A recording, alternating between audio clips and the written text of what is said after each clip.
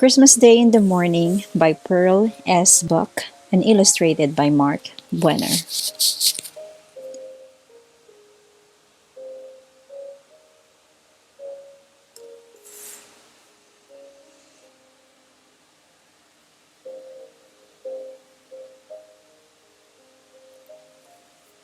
He wakes suddenly and completely.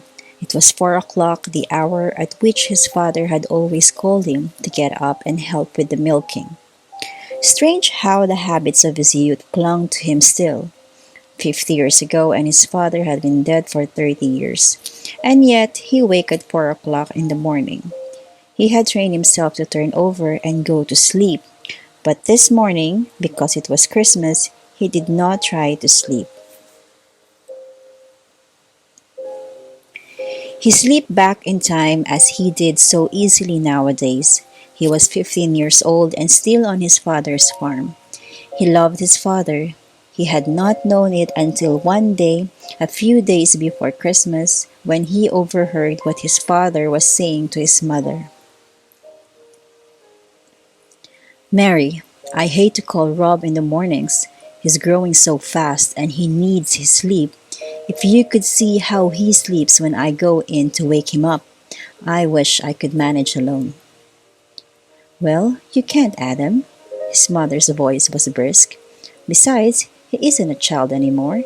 It's time he took his turn." "Yes," his father said slowly, "but I sure do hate to wake him." When he heard these words, something in him woke. His father loved him. He had never thought of it before, taking for granted the tie of their blood. Neither his father nor his mother talked about loving their children. They had no time for such things. There was always so much to do on a farm. Now that he knew his father loved him, there would be no more loitering in the mornings and having to be cold again. He got up after that, stumbling with sleep, and pulled on his clothes. His eyes tight shut, but he got up. And then on the night before Christmas, that year when he was 15, he lay for a few minutes thinking about the next day. They were poor, and most of the excitement was in the turkey they had raised themselves, and in the mince pies his mother made. His sister sewed presents, and his mother and father always bought something he needed. Not only a warm jacket, maybe, but something more, such as a book. And he saved and bought them each something too. He wished that Christmas he was 15. He had a better present for his father. As usual, he had gone to the 10-cent store and bought a tie. It had seemed nice enough until he lay thinking the night before Christmas, and then he wished that he had heard his father and mother talking in time for him to save for something better. He lay on his side, his head supported by his elbow, and looked out of his attic window. The stars were bright, much brighter than he ever remembered seeing them, and one was so bright he wondered if it were really the Star of Bethlehem.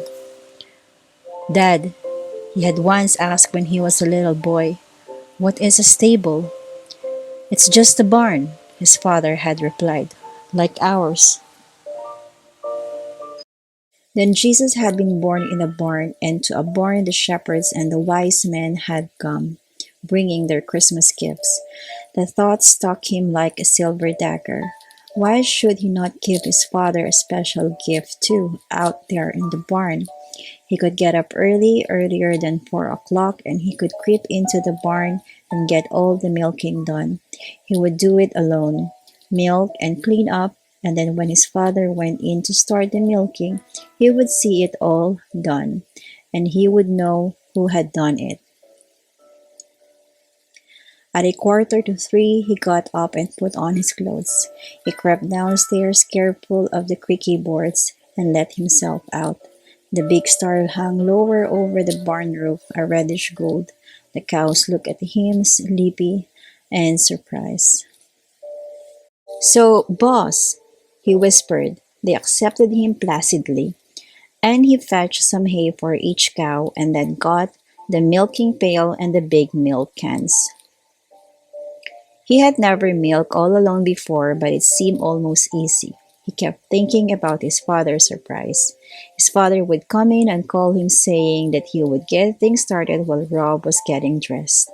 He would go to the barn, open the door, and then he would go to get the two big empty milk cans. But they wouldn't be waiting or empty. They would be standing in the milk house filled. The task went more easily than he had ever known it to before. Milking for once was not a chore. It was something else, a gift to his father who loved him. He finished the two milk cans were full, and he covered them and closed the milk house door carefully, making sure of the latch. He put the stool in its place by the door and hung up the clean milk pail. Then he went out of the barn and barred the door behind him. Back in his room, he had only a minute to pull off his clothes in the darkness and jump into bed, for he heard his father up. He put the covers over his head to silence his quick breathing. The door opened. "Rob," his father called, "we have to get up, son, even if it is Christmas." "All right," he said sleepily. "I'll go on out," his father said. "I'll get things started." The door closed and he lay still, laughing to himself. In just a few minutes, his father would know. His dancing heart was ready to jump from his body. The minutes were endless. 10, 15, he did not know how many, and he heard his father's footsteps. Again, the door opened and he lay still. "Rob." "Yes, Dad?" His father was laughing, a queer, sobbing sort of a laugh. "Thought you would fool me, did you?" His father was standing beside his bed, feeling for him, pulling away the cover. "It's Christmas, Dad." He found his father and clutched him in a great hug. He felt his father's arms go around him. It was dark, and they could not see each other's faces. "Son, I thank you. Nobody ever did a nicer thing." "Oh, Dad, I want you to know I do want to be good." The words broke from him of their own will. He did not know what to say. His heart was bursting with love. "Well, I reckon I can go back to bed and sleep," his father said after a moment. "No, hark. The little ones are wake up. Come to think of it, son, I've never seen you children when you first saw the Christmas tree. I was always in the barn. Come on." He got up and pulled on his clothes again, and they went down to the Christmas tree. As soon the sun was creeping up to where the star had been. Oh, what a Christmas, and how his heart had nearly burst again with shyness and pride as his father told his mother, and made the younger children listen about how he, Rob, had got up all by himself. "The best Christmas gift I ever had, and I'll remember it, son, every year on Christmas morning, so long as I live." They had both remembered it, and now that his father was dead, he remembered it alone. That blessed Christmas dawn, when alone with the cows in the barn, he had made his first gift of true love.